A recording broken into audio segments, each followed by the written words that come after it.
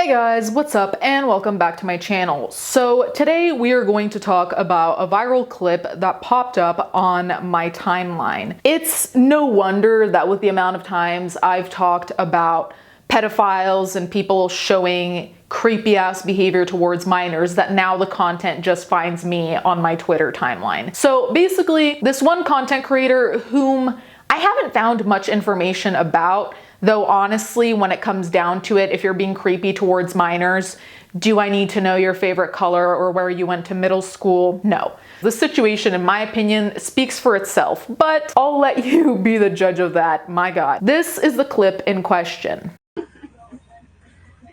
Yes. Old enough to be honest. You 14. Yep.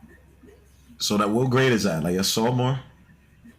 8th grade. Sophomore. 8th grade? Sophomore. Can I play with that? Sophomore's like 16. What? Yo, can I play with that little 8th grade pussy?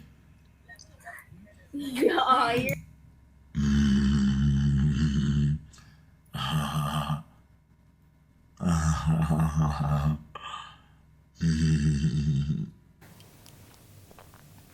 So, first of all, I am disturbed, dismayed, creeped out by the last few seconds. His laugh and that kind of like grumbling noise, mumbling, whatever. I don't talk about it often, but being raised Christian, this is my cue for The Exorcist. This is my cue for the Bibles. Even if that is no longer my perception of the world, no longer my religion, this is where I draw the line and am going back to middle school me and am taking multiple Bibles with me to throw at this man. A lot of things in life have nuance, okay? A lot of things in life have nuance.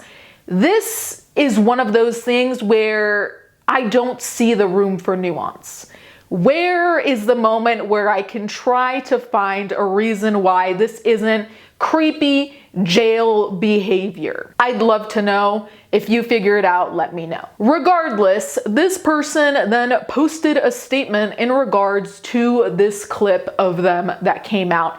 And this statement, let me just tell you, is one of the most surreal things I've ever read. In my 30 years on Earth, truly, I've read a good deal of fuckery. This is up there. N-word is weird. I shouldn't have to even address shit like that. That was obviously an AI video with a soundboard. Don't mix me with the bullshit. I would never condone something like that. Listen, I don't know God knows what about AI. I've read articles, but I'm not super knowledgeable on the matter, so I'm not gonna pretend. But the sole concept, even for someone who barely understands AI, the sole concept that someone would go out of their way to basically frame you using AI to make you seem like a pedophile, because this isn't like auto-generated, right? Someone still does have to decide, okay, this is what we're doing, right? It's not like it just fell out of the sky of like, boom, you're a pedophile clip.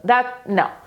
So who went out of their way to create this AI concoction where you're talking to 8th graders, 14-year-old girls, asking to see their genitalia, so on and so forth? Who are you trying to convince with this fuckery? Because I'm not buying it. And it's also like, this response is really weird to me because honestly, if we're gonna pretend it's AI, right? If we're pretending that someone's basically impersonating you via AI, would you not be the most incensed, aggravated, pissed off, in a fucking rage person ever? Of all the accusations someone could throw at you, I think, in my opinion, pedophilia is one of the worst. If someone tried to pull that with you, would you not? Would you not be inconsolable that you are being perceived as a pedophile? Would you not be out of your fucking mind? But for someone to be blasé, at least on the outside, and just be like, ah, don't drag me into that shit, that's not my thing. Like, this is not petty drama. Like, this is what people go to prison for, so maybe take it a little bit more seriously with this AI situation. Regardless, this got the conversation started on the streaming service Kick. Right? Now, this is not to vilify everyone on Kick. This is about the streaming service, okay? So it would be the same as me critiquing YouTube. That's not critiquing every single YouTuber. So let's separate the two, just to be clear. But I was reading a couple of critiques / articles about why people have issues with Kick. They'll all be linked down below.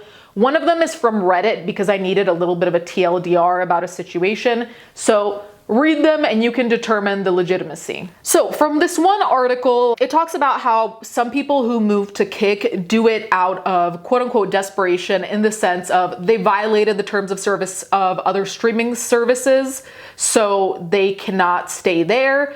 They have, been kicked off of different platforms. So for a lot of people, this is not necessarily the last resort, but the resort that's most convenient once you've gotten to a place where a lot of people don't really want to touch you. So it says, Kick has no rules against gambling and was co-founded by Stake.com co-founder Ed Craven. So the cryptocurrency site is likely in the streaming service's good books. In fact, Craven told Streams Charts that Kick only has 2 rules: no pornography and no hate speech. Having 2 rules of no pornography, no hate speech is one of the dumbest fucking things I could ever think of. Because yeah, you shouldn't have pornography, you shouldn't have hate speech, obviously. But are we not forgetting the elephant in the room of all the myriad of other illegal activities that shouldn't be on there? Do you want people snorting cocaine off of, I don't know, a cadaver that they just shot on stream? And it sounds crazy to be like, oh no, murder. Just say no illegal behavior. Just say no streaming of illegal behavior. And then if you want to be specific about having no porn because porn isn't illegal, fine.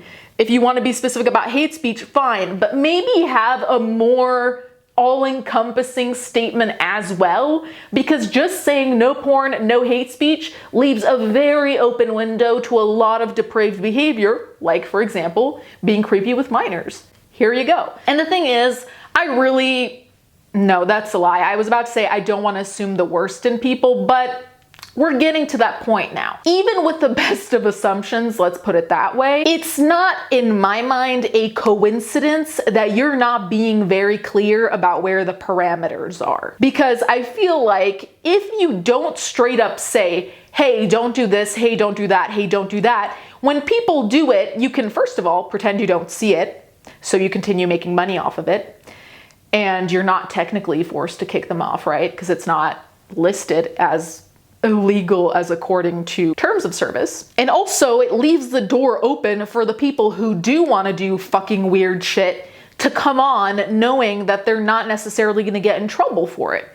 So both Kick and whoever is showing whatever criminal shit make money off of it. Do I think it's a big coincidence that they've left the rules so vague as far as this article said?